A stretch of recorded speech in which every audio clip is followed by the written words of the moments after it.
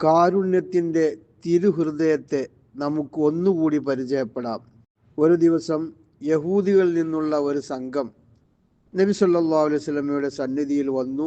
അസ്സാമു അലൈക്കും, അതായത് മരണമുണ്ടാകട്ടെ എന്ന അർത്ഥത്തിലുള്ള അഭിവാദ്യം ചെയ്യുകയാണ്.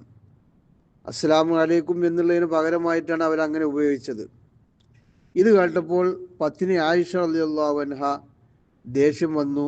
അവർ പ്രതികരിച്ചു, അസ്സാമു അലൈക്കും വല്ലഅന, നിങ്ങൾക്കാണ് അള്ളാഹുവിൻ്റെ ശാപവും നാശവും ഭവിക്കേണ്ടത്. തിരുനബി സല്ലല്ലാഹു അലൈഹി വസല്ലം അവിടെ ഇടപെട്ടു. എന്നിട്ട് ആയിഷ ബീവിയെ തിരുത്തി, വിട്ടുവീഴ്ച ചെയ്യണം ആയിഷ, എല്ലാ കാര്യത്തിലും ആർദ്രതയാണ് അള്ളാഹു ഇഷ്ടപ്പെടുന്നത്. ആയിഷ ബീവി പറഞ്ഞു, അവര് പറഞ്ഞത് നിങ്ങൾ കേട്ടില്ലേ, നിങ്ങൾ മരിക്കട്ടെ എന്നാണ് അവര് അഭിവാദ്യം ചെയ്തത്.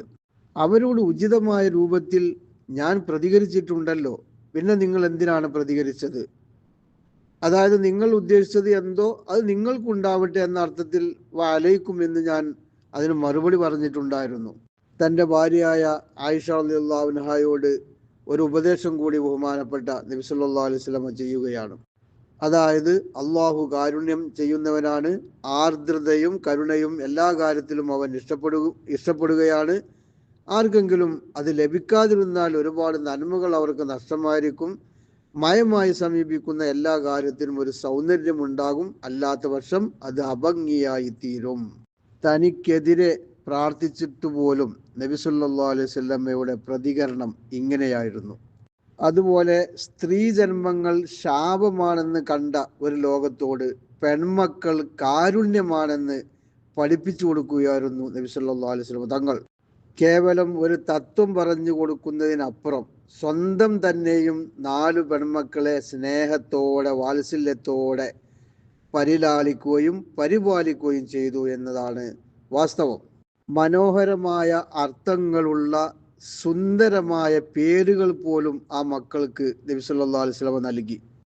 സൈനബ്, നല്ല ഭംഗിയും സുഗന്ധവുമുള്ളവൾ. റുഖയ്യ, ഉന്നതവും ശ്രേഷ്ഠതയുമുള്ള സ്ഥാനമുള്ളവൾ. ഉമ്മു കുൽസൂം, മുഖവും കവിളുകളും സുന്ദരമായവൾ. ഫാത്തിമ, മോശമായ എല്ലാ ആചാരങ്ങളിൽ നിന്നും വിട്ടുനിൽക്കുന്നവൾ. പേരുകളിലും അർത്ഥങ്ങളിലും പൊലിമയുണ്ട് എന്നർത്ഥം.